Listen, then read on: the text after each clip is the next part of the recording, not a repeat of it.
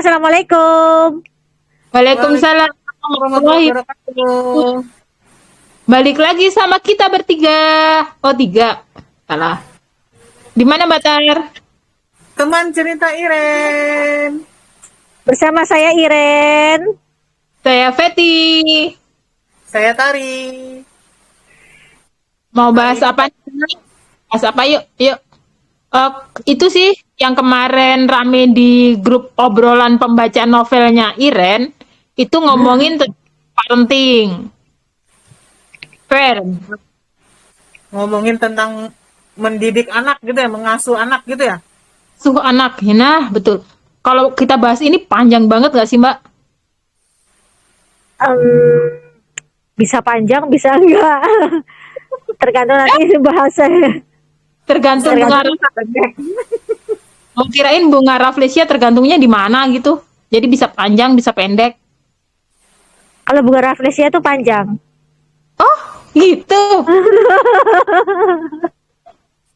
Yang kencannya siapa itu yang kencannya dibawa ke Bunga Rafflesia? Enggak, itu enggak tahu siapa itu. Siapa ya? Parenting. Ya, balik lagi parenting.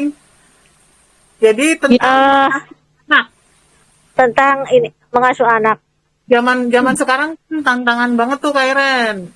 Bukan Informasi yang semakin gampang diakses, tapi tantangannya juga wow. Sebenarnya kan anak itu kendali ada pada orang tuanya. Jadi anak itu kan, ya kan anak itu kan, jadi anak itu sebenarnya eh lahir itu Allah Allah takdirkan semua kebaikan ada pada dirinya, gitu kan. Kemudian dia lahir bagaikan kertas yang kertas polos bukan putih, Oh, kan? bukan putih. Ya, kertas polos bukan putih. Dia akan ditulis seperti apa? Itu bagaimana orang tuanya. Jadi eh, dia bisa lahir sebagai kertas polos, tahu dia berwarna putih, berwarna merah, berwarna biru, berwarna hijau. Nah, ini orang tuanya harus paham. Ditulis dengan tinta apa supaya dia jadi bagus. Ditulis dengan yang seperti apa supaya dia jadi wow, jadi memukau, begitu kan? Nah, sudahlah eh dia sudahlah dia terlahir kertas polos dengan warna abu-abu mungkin, atau mungkin warna agak-agak hitam, ditulis pula dengan tinta hitam, nggak kelihatan, terus orang tuanya bilang nggak bisa apa ini anak. Gitu. Padahal Ini padahal orang tuanya yang nggak ngerti, ini anak harus ditulis dengan tinta apa, harus gimana. Atau sudah pada dasarnya anaknya ini dengan semacam kertas polos warna putih, ditulis dengan tinta apapun oke, gitu. Tapi orang tuanya nggak sadar kalau dia sering kali nulis salah. Ya, Banyak coretan-coretan pada anak itu, gitu kan. Jadi sehingga anak itu jadi yang dia tadinya punya potensi bisa bagus, akhirnya dia jadi rendah diri, jadi minder. insecure Waktu kalau ketika bahasa sekarang tuh. insecure, bahkan waktu saya itu ketika Nara dibully, ya kan, waktu ada scene Nara dibully, part Nara dibully itu, dan di situ ada yang komentar, apalah daya aku, gitu kan. Kalau aku di posisi Nara mungkin aku udah nangis, gitu. Terus, nah ini nih gimana ya caranya untuk anak ini supaya bisa melawan, gitu kan, nggak hanya nangis saja. Waktu itu anak-anakku dibully, terus ini akhirnya banyak curhatan kan di situ di kolom komentar seperti begitu. Di grup pun Ini banyak ada, curhatan. iya, di situ pun juga banyak curhatan. Dan kenapa juga si anak ini jadi pembuli? Ya. Kenapa si anak ini jadi pembuli? Sebenarnya yang pertama begini, yang pertama mindset orang tua nih ya, diubah dulu. Terutama bagi yang anaknya sering dibully. Orang tua Terus. orang tua ini seringkali kalau mau milihin sekolah buat anak, itu sekolah favorit. Saya nggak ngerti favoritnya itu di mana gitu. Itu pasti grade favorit ya itu ya. Sekolah favorit. Namanya sekolah favorit di situ pasti ada. Ini kalau ini sudah survei ya, misalnya sudah ini sebenarnya udah melalui survei ini dulu sebelum ya. Setiap sekolah semakin favorit sekolah itu semakin ngeri buliannya. Ada senioritas. Ada senioritas dan ada ibarat kata ke kepunyaan. Jadi Ya. kalau Anda sadar nih ya, harusnya Anda sadar. Ini cukup di ini aja. Semakin favorit sekolah itu, kita nggak usah ngomongin background agama apa. Semakin favorit sekolah itu, maka itu pembuliannya makin ngeri. Kenapa? Karena di situ ada pastinya ada anak-anak yang berlatar belakang keluarga kaya. Dia begitu bebas hidupnya tanpa kontrol dari orang tua. Dia hanya dikucuri dengan uang. Dia hidup dengan pembantu-pembantunya, begitu kan? Sementara uang yang dikucuri ke anak ini nggak jelas ini halal atau haramnya, gitu. Nah, maka anak-anak ini ketika dia ada di satu area tertentu, anak-anak ini dia pun akan bersikap sama bahwa semua yang ada di situ, apalagi ketika dia melihat bahwa oh ini anaknya ini ada di bawah gue, dia merasa dia berhak dan berkuasa atas hidup anak ini. Nggak ada dia mikir kalau si anak itu temannya itu pun juga sekolah dibiayain sama orang tuanya, nggak ada. Dia mikir ya dia kan bisa, dia sekolah di sini memang dibayarin orang tuanya, tapi kan pas. Sementara gue, misalnya papa mama gue suka datengin guru, suka datengin ustadz, misalnya gitu kan, kasih oleh-oleh yang tidak murah gitu. Nah itu ada loh unsur-unsur yang seperti itu. Nah sementara banyak orang tua dari golongan menengah, yang menengah nih, saya nggak ngomongin ke bawah ya, karena kalau ya ke bawah itu udah ngerti, udah tahu diri di mana dia harusnya. Tapi ini yang merasa masih di golongan menengah, ke bawah juga dia nggak mau dibilang miskin, ke atas juga dia tahu dia memang belum sampai atas gitu kan, menengah, tapi mau anaknya ada di sekolah favorit karena apa? Karena untuk satu kebanggaan kah atau bagaimana? Ya mungkin seperti itu, untuk satu kebanggaan atau apa di situ, dan dia nggak pernah sadar bahwa di situ ya pasti resikonya seperti itu. Makanya sekarang sebenarnya hilangkan mindset sekolah favorit, karena sebenarnya dasar dari mentality anak itu bukan ada di sekolah favorit, tapi ada di tangan bapak ibunya, gitu kan. Kalau misalnya memang Anda dari keluarga semacam kayak Nara, semacam model Nara, taruh anaknya di sekolah favorit, dia bisa survive. Tapi lihat di situ jelas tuh ketika yang di Azan dan Putri Gangster, dari keluarga model Margareta taruh di sekolah favorit, lihat apa yang kejadian. Willy, model seperti Willy, padahal tidak bisa dibilang ke bawah juga secara ekonomi Willy, ya kan? Tapi apa yang terjadi? Ditaruh di situ, dia nggak survive, dia nggak bisa gitu. Padahal yang di situ yang dimau, sekarang banyak orang tua yang berpikir bahwa masa depan anak itu tergantung dari seberapa pintarnya dia ada di sekolah, padahal enggak. Seberapa sehat mental dia, maka dia akan survive dengan hidupnya nanti. Betul, setuju. Gitu. Jadi di situ Yang dilihat kan gini, oh itu menang di Olimpiade Matematika, oh itu pinter bahasa Arabnya di sekolah situ, oh itu pinter bahasa Inggrisnya di sekolah itu, bisa gitu kan. Sekolah favorit di situ. Padahal kalau cuma mau sekedar pinter bahasa Arab, pinter bahasa Inggris, lesin aja. Di bimbel itu malah nggak ada ini, malah nggak ada bully. Kalau yang saya tahu nggak ada gitu ya. Di bimbel itu malah minim sekali tuh yang namanya bullying gitu.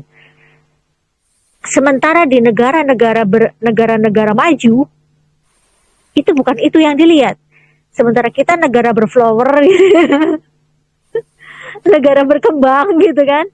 Gitu kita masih ngelihat situ gitu, masih ngelihat seperti itu. Padahal di negara maju seperti di Jepang gitu, bahkan di Jerman tuh yang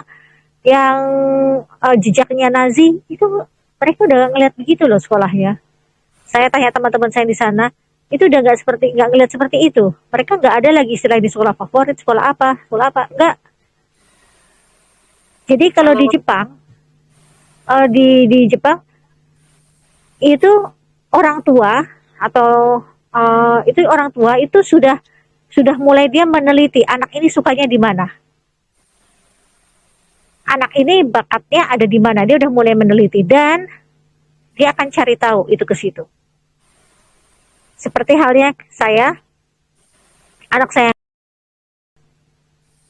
dia di akademisi dia bosan, maka dia akan terlihat bodoh kalau dia masuk di sekolah umum. Jadi ya homeschooling. Dan saya akan genjot di hal-hal yang dia suka.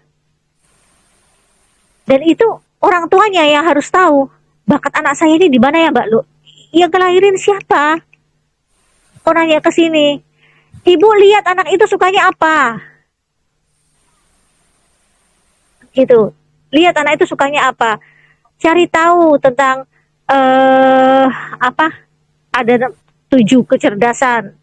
Ada kecerdasan visual parsial, kinestetik. Cari tahu itu ilmu-ilmu yang seperti begitu. Cari tahu banyak kok itu di Google banyak.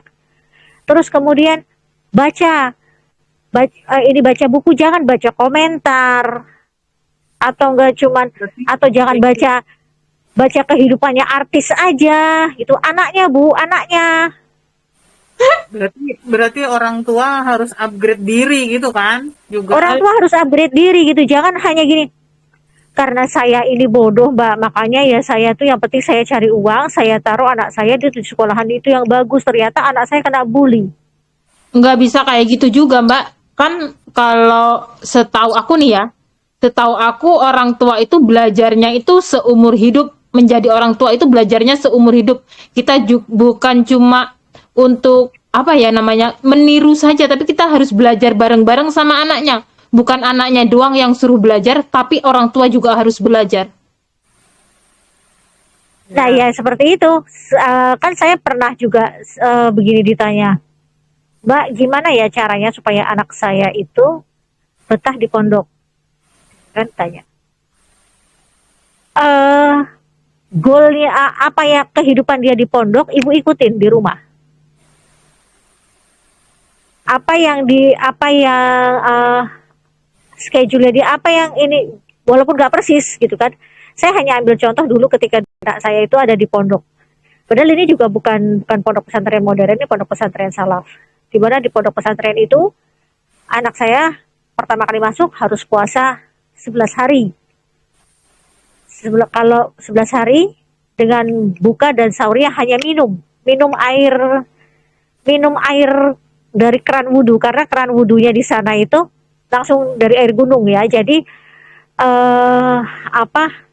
udah jelas bersihnya gitu. Jadi langsung dari air gunung, karena memang itu pondok pesantren itu di pedesaan. Itu jadi selama 11 hari buka dan sahurnya itu tesnya seperti begitu. Kalau itu nggak lulus ya nggak masuk.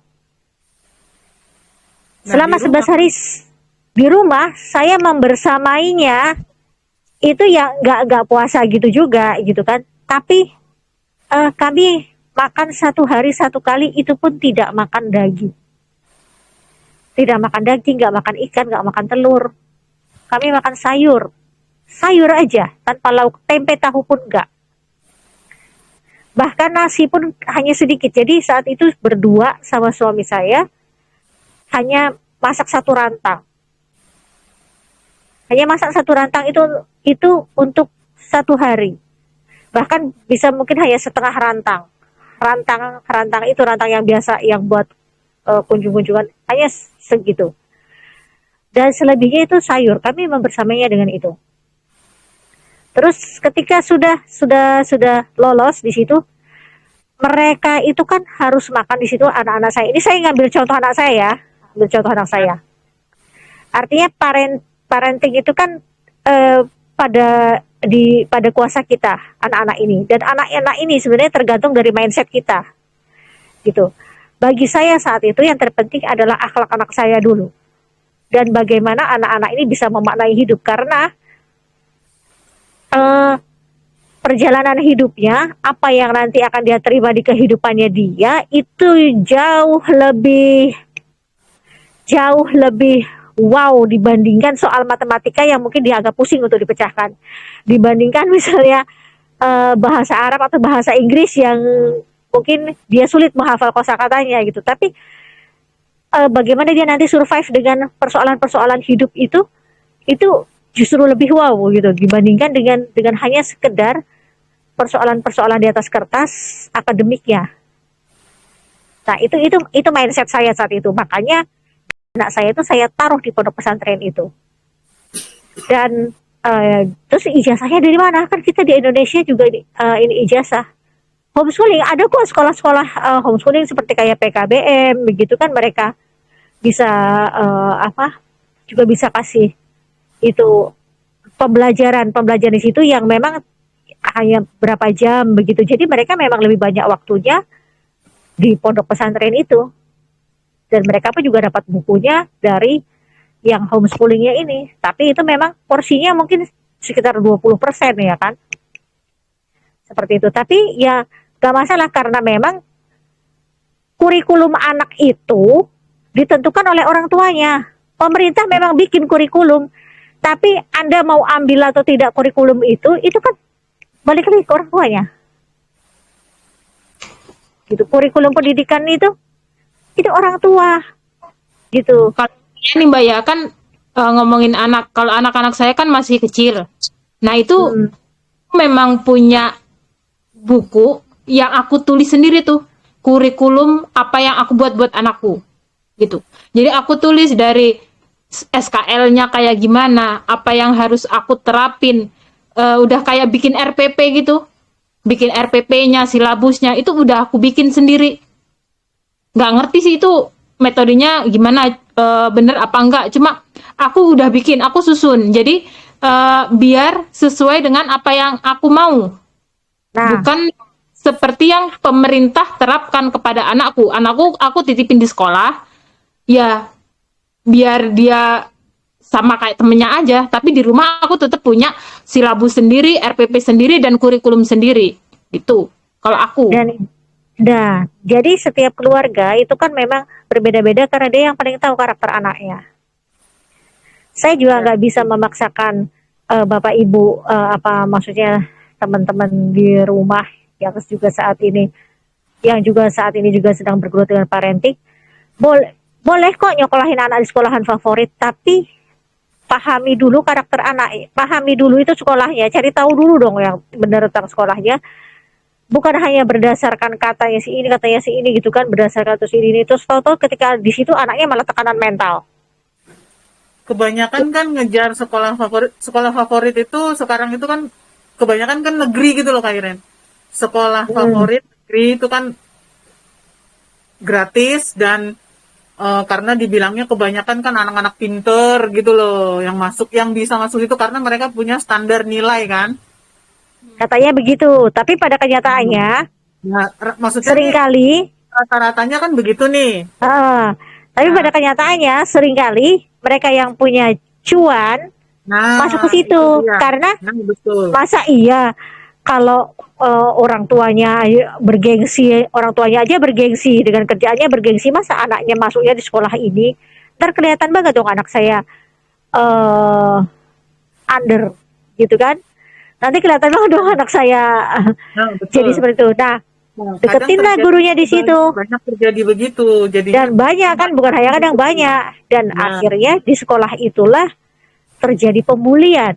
Karena anak-anak ini merasa orang tua saya the have dan saya punya sesuatu di sini. Nyatanya sekolah ini bisa dibeli. ya betul. Jangankan si anak-anak ini, murid-murid ini, gurunya aja yes man dengan ayah saya, misalnya gitu kan. Itu Nah itu gitu. terus Jadi apa eh, di kan itu juga apa pada komennya tuh ada yang anaknya tuh dibully terus jadinya harusnya gimana kan gitu kan. Ada yang menyalahkan pembulinya, ada yang gitu. Ini aku nggak ngebenerin pembuli ya, aku nggak ngebenerin pembuli. Tapi maksudnya ada orang tua yang begitu anaknya dibully justru itu orang tuanya yang ngebully, gimana sih, nggak pernah ngajarin apa-apa bla bla bla gitu kan. ya Ada yang sementara seperti itu. Nah, harusnya bagaimana itu? Harusnya. si anak yang membuli ini memang gak bisa dibenarkan perilaku membulinya begitu. Dan Ya, betul. ya sekarang pilihannya begini nih, eh suka ada orang nabur-nabur paku misalnya ini ya. Ini saya hanya kasih contoh dulu deh, nabur-nabur paku di jalanan. Kita mau cari tahu siapa yang nabur paku terus kita omel-omelin, kita ancam-ancam, tapi besoknya dia masih lakuin itu lagi. Atau kita suruh anak kita, keluarga kita di situ, suka ada orang nabur paku pakai sepatu. Ya. Mau pilih yang mana? Gitu kan. Anda mau pilih sekarang gini. Kalaupun nih ya, kalaupun misalnya sempat udah kena terluka karena paku yang ditabur itu, kita cari tuh orang yang suka nabur itu, kita omel-omelin, sembuh nggak sih luka Enggak. bekas itu? Enggak kan. Nah, anak yang kena bully di sekolah itu disalah-salahin tuh orang tuanya si pembuli, terus anak yang si pembulinya ya memang salah, mereka memang salah. Tapi saya lagi ini dengan anak yang dibully ya. Ini Ya, saya ya. menempatkan diri sebagai orang tua dengan anak yang dibully. Saya labrak tuh orang tuanya, atau ini dengan gurunya tuh dan sebagainya. Saya bilang, saya akan sekolahin anak saya di sini begini. Terus orang tuanya si pembuli itu pun kita salah-salahin. Anak-anaknya ini juga kita salahin. Terus kita lapor-laporin ke polisi. Tapi apakah semua itu bisa mengobati trauma anak kita? Ya. Never. Enggak. Bagi saya kalau sudah terlanjur dibully, kalau begitu ambil keluarkan dari situ, ambil obati traumanya dulu. Jangan diomeli, obati traumanya dulu, fokus dengan anak kita ini dulu. Setelah itu, dan sadari dulu Allah lagi mau ngomong apa, yang lagi dikejar itu apa. Ada seorang ulama, saya pernah share di channel saya sepertinya, yang mengatakan, saya lupa ya beliau ini namanya siapa. Kalau saya lihat lagi, kalau misalnya ini saya pasti akan sebut namanya karena bagus ceramahnya. Beliau mengatakan apa? Mindset pendidikan di zaman sekarang ini sungguh memprihatinkan. Anak sekolah tinggi-tinggi, kalau ditanya mau jadi apa? Mau jadi pilot, mau jadi dokter, mau jadi ini itu dan sebagainya, begitu kan? Supaya untuk apa? Ya supaya untuk bisa memenuhi ini itu dan sebagainya. Dia mengatakan sekolah tinggi-tinggi, bahkan menjadi penghafal Quran hanya untuk bisa sekolah ke Turki misalnya, hanya untuk bisa sekolah ke Mesir, hanya untuk bisa menjadi penghafal Quran. Untuk itu, apa kata beliau, kata ulama ini, sayangnya saya lupa nama beliau, tapi nanti ada di channel saya, udah saya share. Dia mengatakan sekolah tinggi-tinggi mindsetnya hanya untuk perut dan di bawah perut. Itu kan kalau saya sih kerasa ketampar. Mindsetnya hanya untuk urusan perut dan di bawah perut. Sekolah tinggi untuk apa? Jadi penghafal Quran untuk apa? Jadi penghafal Quran kok cuman mau ke Mesir cuma supaya bisa ke Turki, masuk sekolah favorit cuman supaya bisa dilihat pinter, Gengsi. gengsi di situ. Dan itu dikategorikan oleh ulama dan mungkin juga sebagian besar ulama yang waro ya akan mengatakan begitu. Kenapa menuntut ilmu itu urusannya hanya sampai pada perut dan di bawah perut? Gitu. Kenapa hanya untuk itu? Gitu. Nah, itu kesalahan kita gitu kan. Sekali lagi tidak masalah ditaruh di sekolah favorit kalau anak Anda bisa survive di situ dengan segala konsekuensinya. Tapi kalau Anda tahu tapi kalau tahu anaknya itu bukan tipikal yang bisa survive dengan segala konsekuensinya, maka jangan taruh di situ. Lebih baik dianggap orang anak biasa daripada anak Anda punya kesehatan mental yang nggak bagus. Ya, terus lagi pula gini, kebanyakan itu kalau kita yang seperti tadi ya, misalnya anaknya dibully, terus kita marah-marahin si anak itu, lapor gurunya apa segala macam. Yang ada anak kita tuh nantinya malah makin dibully gitu loh. Nah, betul. Makin dibully. Dan kadang bukan cuma dia yang kita marahin tuh yang membuli, akhirnya teman-teman yang lain ikut membuli juga. Malah bertambah orang yang ngebully dia gitu. Ah, tukang aduan lu misalnya gitu kan. Cemen lo gini-gini itu dan sebagainya. Nah, gitu. Akhirnya padahal harusnya kan ya itu tadi kan dibenahi mental anak itu dulu gitu kan. Iya, tarik. Berarti dia di situ nggak nyaman. Sudah nggak nyaman, gak usah dipaksa. Kayak nggak usah dipaksa agar dia terlihat bergengsi. Jangan dipaksa. Tarik. Rangkul dia. Benahi dulu. Benahi dulu itu mentalnya. Membenahi mentalnya bagaimana ya? Datanglah ke pertama pasti mintalah ke Allah. Allah mau ngomong apa sih? Seperti begini salah saya apa? Saya harus seperti apa? Saya harus bagaimana? Datanglah karena kita muslim ya kan. Jadi saya pasti akan katakan, datanglah ke Allah. Salat taubat dulu Pak, Bu. Salat taubat dulu. Karena apa yang terjadi dengan anak kita itu sudah pasti ada kontribusi kita, dan kontribusi kita itu paling besar dibandingkan kontribusinya si anak yang bully itu. Ya. Itu disadari dulu, diterima dulu. Kalau dengan kata-kata ini aja udah nggak terima, berarti selesai saja di sini, gitu kan? Selesai saja di sini, nggak usah diteruskan lagi nontonnya, gitu kan?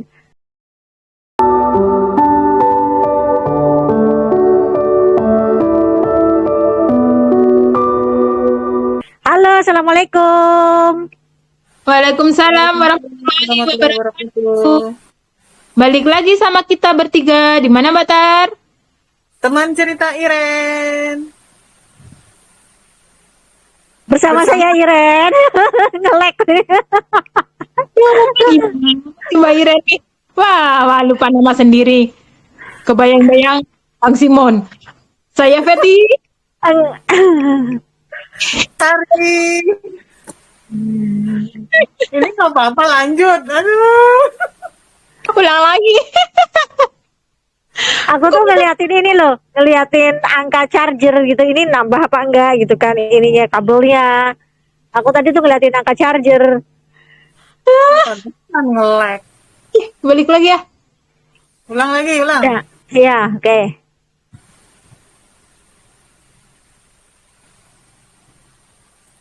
Ayo. Oke.